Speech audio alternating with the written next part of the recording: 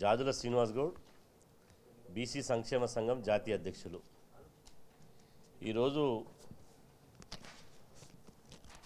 దేశంలో జరుగుతున్నటువంటి లోక్సభ ఎన్నికల్లో బీసీలు రాజకీయ విధి విధానాల మీద, రాజకీయ కార్యాచరణ మీద హైదరాబాద్లోని బీసీల రాజకీయ మేధోమదన సమావేశాన్ని, బీసీ సంక్షేమ సంఘం విశ్వస్థాయి సమావేశాన్ని రాష్ట్ర అధ్యక్షులు బైరి రవికృష్ణ గారు, వర్కింగ్ ప్రెసిడెంట్ కుల్కచర్ల శ్రీనివాస్ ముదిరాజ్ గారి అధ్యక్షతన, అదేవిధంగా బీసీ కుల సంఘాల జేఏసీ చైర్మన్ చిన్న శ్రీశైలం యాదవ్ గారి నేతృత్వంలో ఈ సమావేశాన్ని నిర్వహించడం జరిగింది.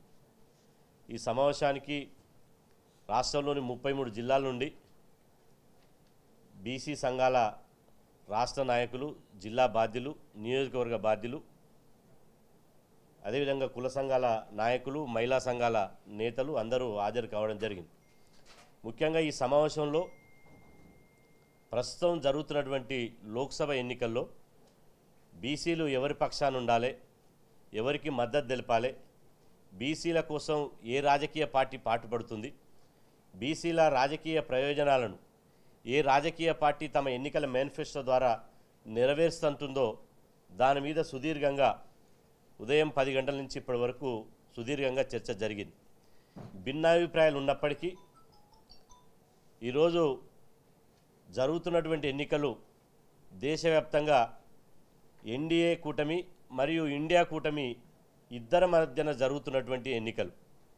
ఈ ఎన్నికల్లో ఎన్డీఏ కూటమి గత 10 సంవత్సరాలుగా బీసీలకు అడుగడుగున అన్యాయం చేసింది. దేశంలో ఉన్నటువంటి 70 కోట్ల మంది బీసీల ఆకాంక్షలను పట్టించుకోలే.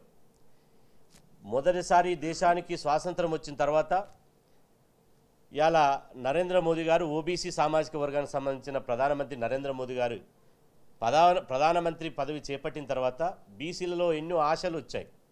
మొదటిసారి మా సామాజిక వర్గానికి సంబంధించిన మోదీ గారు అధికారంలో ఉన్నారు, ఈ దేశంలో ఉన్నటువంటి సమస్త బీసీ సమస్యలు పరిష్కారం అవుతాయని చెప్పి మేము భావించినాం.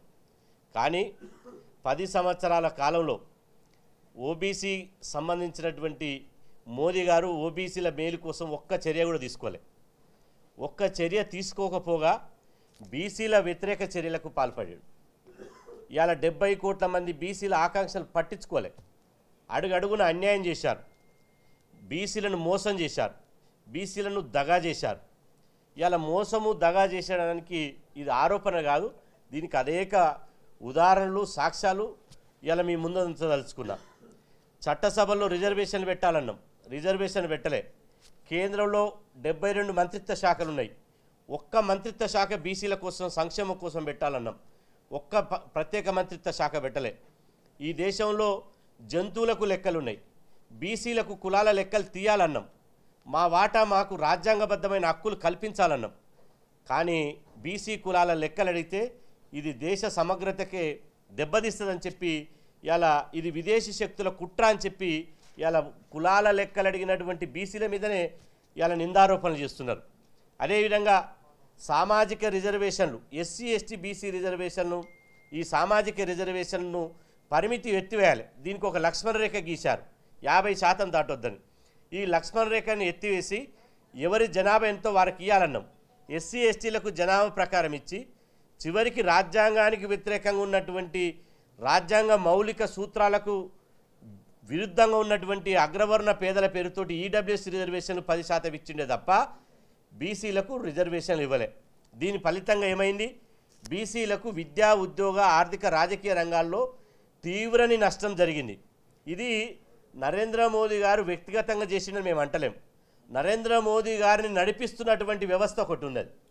నరేంద్ర మోదీ గారు పేరుకే బీసీ ప్రధానమంత్రి తప్ప, కానీ అగ్రవర్ణాల చేతిలో ఒక రిమోట్ కంట్రోల్ లాగా, అగ్రవర్ణాల చేతుల్లో కీలుబొమ్మలాగా ఉండి బీసీలకు అన్యాయం చేసినగా మేము భావిస్తున్నాం.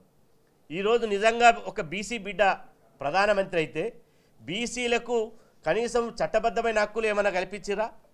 అందుకోసం ఇవాళ నరేంద్ర మోదీ గారు 10 సంవత్సరాలు కల్పించలే, భవిష్యత్తులోనైనా కల్పిస్తాడే మేము అనుకున్నాం.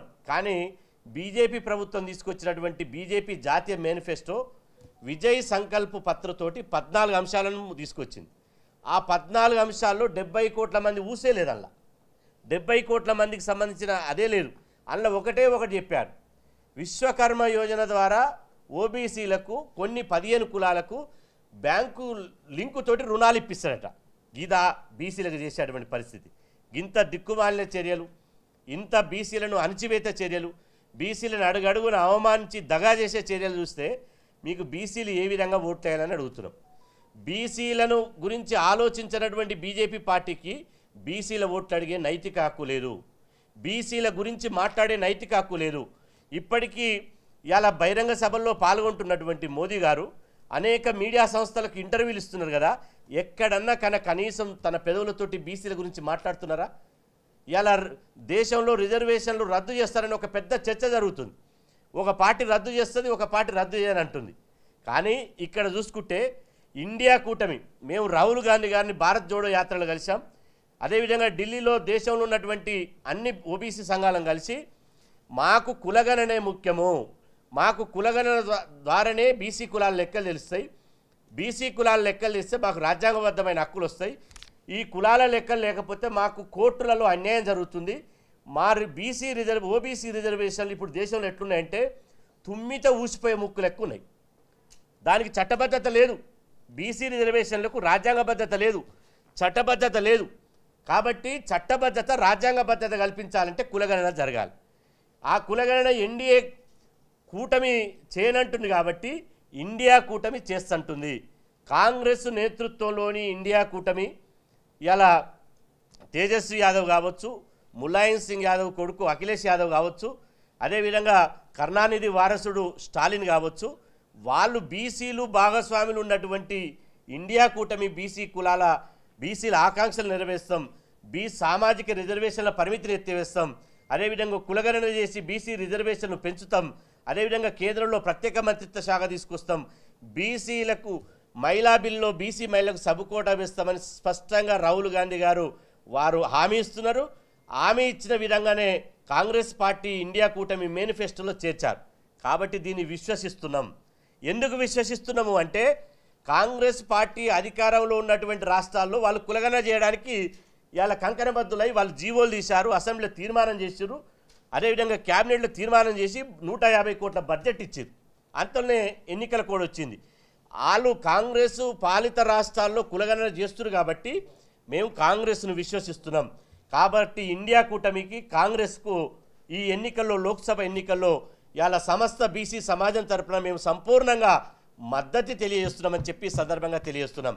ఇలా ఏకగ్రీవంగా ఇలా ఇండియా కూటమి అధికారంలోకి వస్తేనే, కాంగ్రెస్ పార్టీ దేశంలో అధికారంలోకి వస్తేనే 70 కోట్ల మంది హక్కులు రక్షించబడతాయి.